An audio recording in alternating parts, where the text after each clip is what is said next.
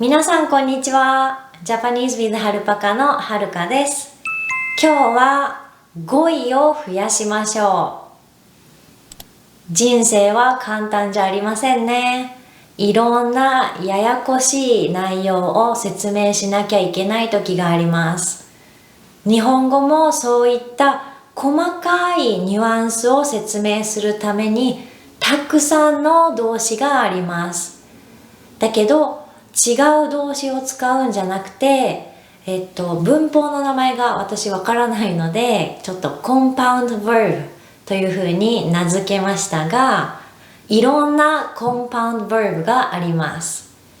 そう、コンパウンド verb って何っていうと、細かい状態とか状況を説明するために、2つの動詞が合わさって一つの動詞になることです。日本語にはたくさんのコンパウンド verb があります。今日はそのうちの一つ、動詞プラス切るを見てみましょう。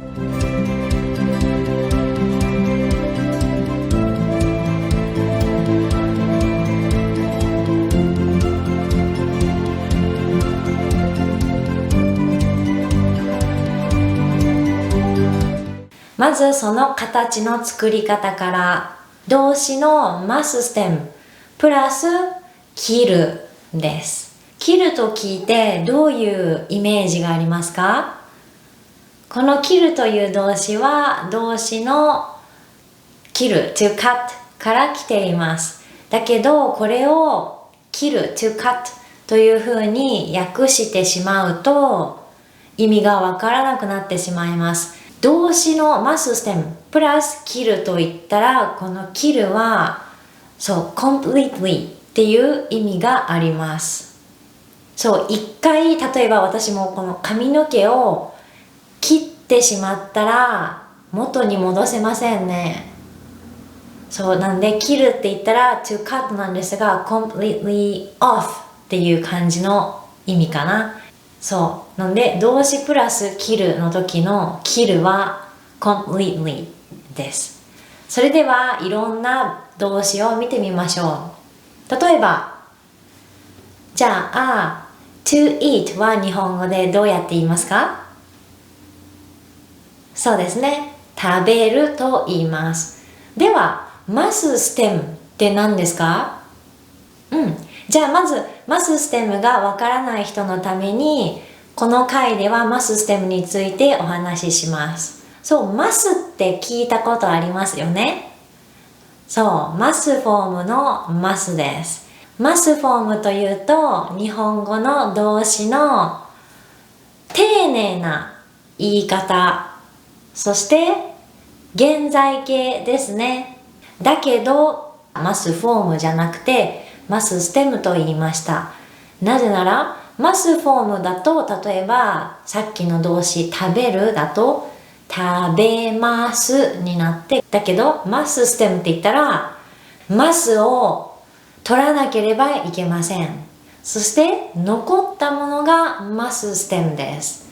なので動詞の食べるの場合は食べますからマスを取って残った食べがマスステムです。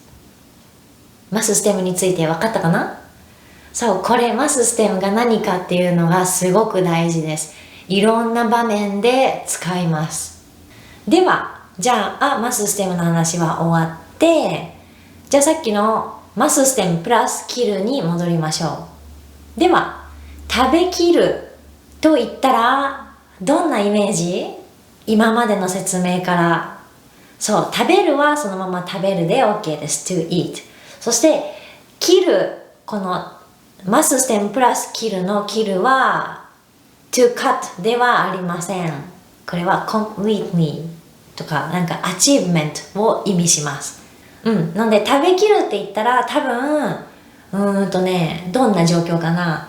例えばご飯がすごいたくさん出てきて、食べきれないよ、これ多分2人分あるんじゃないっていう時に、でも最後全部食べちゃった時に、あら食べきっちゃったっていう時に使います。ちょっと分かってきたかな？では次の文。じゃあちょっと似てるけど、to drink は日本語でどうやって言いますか？そう、to drink は日本語で飲むと言いますね。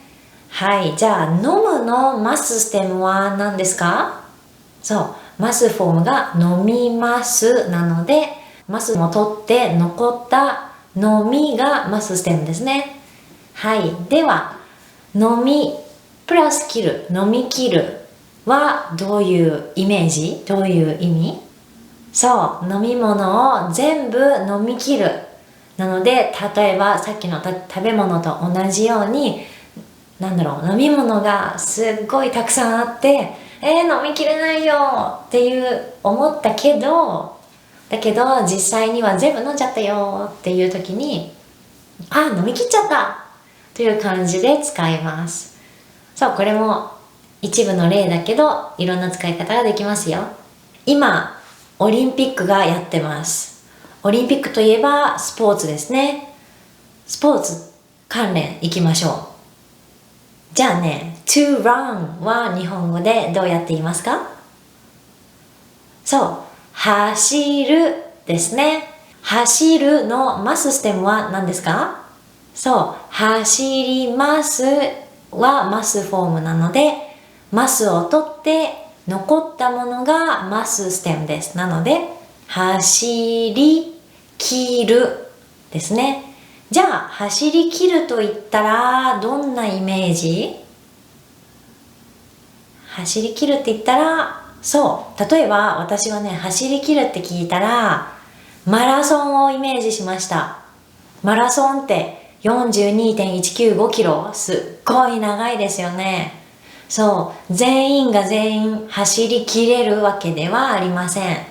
そう、なので一部の人ぐらいしか走り切れないので、こういう時に使います。マラソンを走り切るって言ったら、42.195キロ全部諦めずに、途中でやめずに走り切ったということを指します。分かってきたかな？次の例文。じゃあね、to be tired は日本語でどうやって言いますか？